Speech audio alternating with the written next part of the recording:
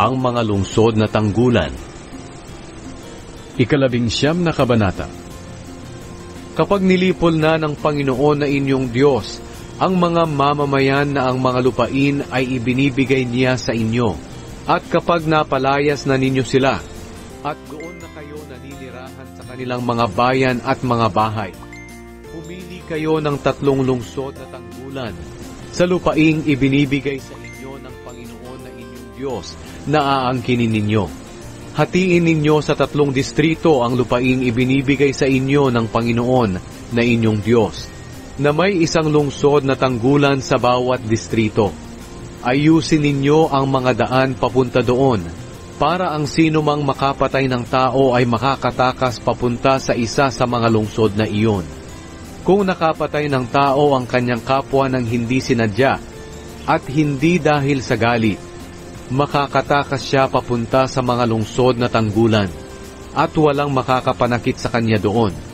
Kung ang isang tao ay pumunta sa kakahuyan para mangahoy kasama ang kanyang kapitbahay, at habang pumuputol siya ng kahoy ay biglang natanggal ang ulo ng palakol niya, at natamaan ang kapitbahay niya at namatay ito, pwede siyang makatakas papunta sa isa sa mga lungsod na tanggulan, at walang makakapanakit sa kanya doon. Kung ang lungsod na tanggulan ay malayo sa taong nakapatay, baka habulin siya ng tao na gustong gumanti sa kanya at mapatay siya. Pero hindi siya dapat patayin, dahil hindi sinasadya ang pagkakapatay niya, at wala naman siyang galit sa napatay. Ito ang dahilan kung bakit ko kayo inuutusang pumili ng 3 lungsod na tanggulan. Palalawakin ng Panginoon na inyong Diyos ang teritoryo ninyo, ayon sa ipinangako niya sa inyong mga ninuno, at magiging inyo ang buong lupain na ipinangako niya sa kanila. Gagawin ito ng Panginoon na inyong Diyos, kung susundin ninyong mabuti ang lahat ng utos na iniuutos ko sa inyo ngayon, na mahalin ninyo ang Panginoon na inyong Diyos, at mamuhay kayong lagi ayon sa kanyang mga pamamaraan. Kapag lumawak na ang inyong lupain, magdagdag pa kayo ng 3 pang bayan na tanggulan. Gawin ninyo ito para walang inosenteng tao na mamamatay sa lupain ninyo, na ibinibigay sa inyo ng Panginoon na inyong Diyos bilang mana, at para hindi na kayo magkasala kung may inosenteng tao na mapatay. Ngunit kung ang isang tao ay napupuot sa kanyang kapwa, at inabangan niya ito at pinatay, at pagkatapos ay tumakas siya papunta sa isa sa mga lungsod na tanggulan, kailangang ipakuha siya ng mga tagapamahala ng kanyang bayan, at ibigay sa gustong gumanti sa kanya, para patayin siya.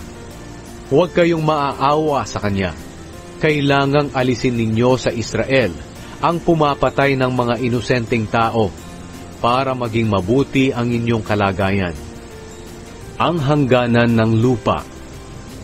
Kapag dumating na kayo sa lupaing ibinibigay sa inyo ng Panginoon na inyong Diyos na inyong aangkinin, huwag ninyong nanakawin ang lupain ng inyong kapwa sa pamamagitan ng paglilipat ng muhon ng kanyang lupain na inilagay noon ng inyong ninuno. Ang mga saksi.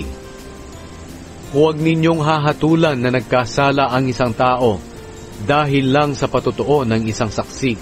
Kailangang may 2 o 3 saksi na magpapatotoo na ang isang tao ay nagkasala. Kung ang isang saksi ay tatayo sa korte at magpapahayag ng kasinungalingan na nagkasala ang isang tao, patatayuin silang 2 sa presensya ng Panginoon, sa harap ng mga pari at ng mga hukom na naglilingkod sa panahong iyon.